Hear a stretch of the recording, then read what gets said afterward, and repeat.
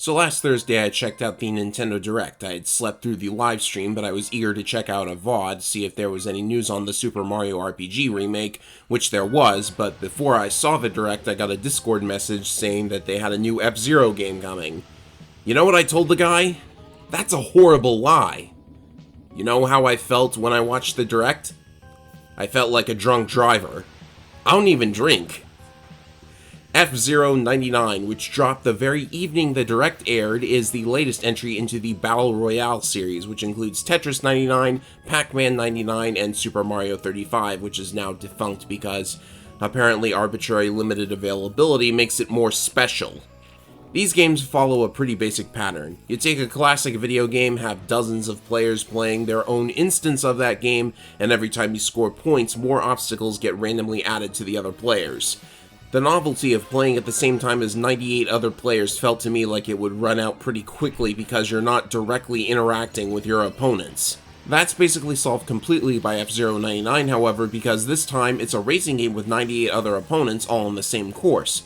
What sounds like the most chaotic train wreck of all time is actually, well, exactly that, but in a good way. This is the first time the Battle Royale series interested me because, for one thing, it's F-Zero. We haven't had one of those in nearly 20 years. For another, you see all your opponents on the same course as you, and that's way more engaging than dealing with random extra ghosts in Pac-Man or whatever. And since the game is free as long as you have Switch Online, I figured I might as well give it a go. Having spent about a week playing, I can say that this is definitely a very new, creative, unique, and exciting experience. For the racing genre, for the Battle Royale genre, and definitely for F-Zero. This is more cars on a track than I've seen in any video game, and combining it with a high-speed thrill ride of F-Zero is the perfect match, and it basically follows the game mechanics of GP Legend, with regard to how the boosting works. All in all, a solid title, but... Look, I don't want to be too cynical about all this because I'm indeed enjoying the only F-Zero we've ever gotten in nearly 2 decades, and as long as you have Switch Online you can play this for no charge, but is this really all they could think to do with F-Zero in all that time? Nearly 20 years between Climax and this, and it takes the Battle Royale trend to give them a new idea, and even then they're being very, very conservative with what they implement. I'm not telling anyone to not play this, but I want everyone to at least hear me out here. I think everyone's noticed by now, but I'll point it out anyways. This game is made to look, feel, and play exactly like the old Super Nintendo game from 30 years ago. Not only are the cars all sprites and the tracks are all flat planes with SNES graphics and no 3D objects besides, like, the jump pads, I guess, but the courses are replicas of the original SNES tracks, and the only 4 cars available are the original 4 from the original game, complete with stats accurate to the original. It's like an enhanced port rather than a full sequel. No new tracks, no unlockable cars. And the cynic in me really did not like that. You might remember that Smash 4 had a stage that uses SNES F-Zero graphics, and they did it then for the same reason they did it again here. It's good for nostalgia, it's familiar to people who tried F-Zero on the Virtual Console, and it's good for the developer's budget. Not only that, most of the music isn't even remixed in any way. I suppose this does indicate that the old graphics and music still hold up after all this time, and I'm not someone who turns the game off simply because it's 2D, but I can't get this idea out of my head that they took the easy way out. Not that it's unpleasant to look at, oh no, I just think they really restricted themselves too much. I mean, only 4 vehicles? There were 30 in F-Zero X. The 4 that we have are accurate to the stats of the original game, which means most of you are probably choosing the Fire Stingray, whose only weak point is acceleration, but you can simply boost back to your top speed, since like GP Legend, you can do that as often as you want at the cost of life, and opponents are quite likely to bump you from behind to raise your speed. Though I should note it's only been a week since the launch of the game, so maybe Wild Goose will be chosen more often for the durability, who knows. One feature that I like, though, is that you can unlock cosmetic customization for each vehicle. I was able to make the Fire Stingray look like the Stingray from Maximum Velocity.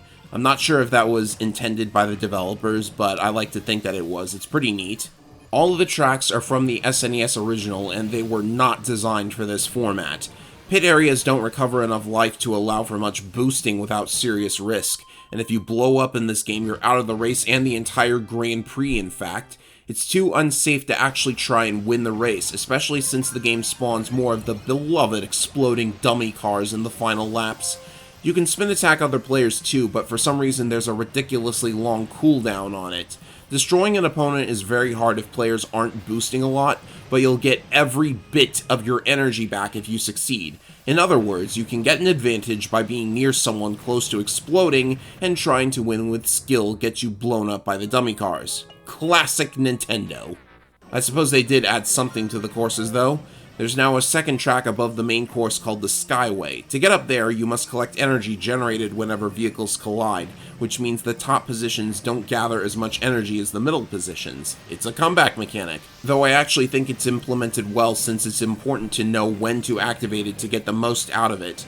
You need to know where the dash plates are, since the main course almost never has them, and if your Skyway time runs out where the game can't return you to the course, like over a pit or curve, you can get a little extra time out on the Skyway. It sounds exploitative, but I think it's fine this way.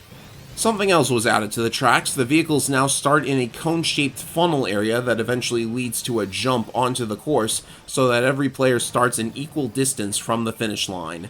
However, they do not do this in silence, which is played only at the end of a Grand Prix, and the competition will be reduced down to 20 players by that point, so they all start in different positions on the course. Presumably, Whiteland 2 and Fire Field will function that way, but we don't know yet because only the 7 tracks from the SNES game's practice mode are available at the moment. I presume the rest will be added later, when they eventually decide it's worth the effort to do so. And if you want to dream big, they might just decide to add BS F-Zero content to increase the variety and add content most haven't experienced. But I doubt they will. Anyways, to conclude what must sound like endless complaining, I'll leave on a more positive note. It's good to know that F-Zero hasn't been forgotten completely. I really do think they made an excellent Battle Royale game here, and it does inspire some hope in me that more players will be introduced to F-Zero. I just hope they don't stop at this, and maybe in the future they will think more about making a traditional F-Zero sequel. What we have here feels safe and low risk for them to create, but there is now a chance that we get something totally new, and I can at least be hopeful for that. At the very least, it won't have hordes of detractors like Advance Wars did. That concludes this video. Until next time, everybody.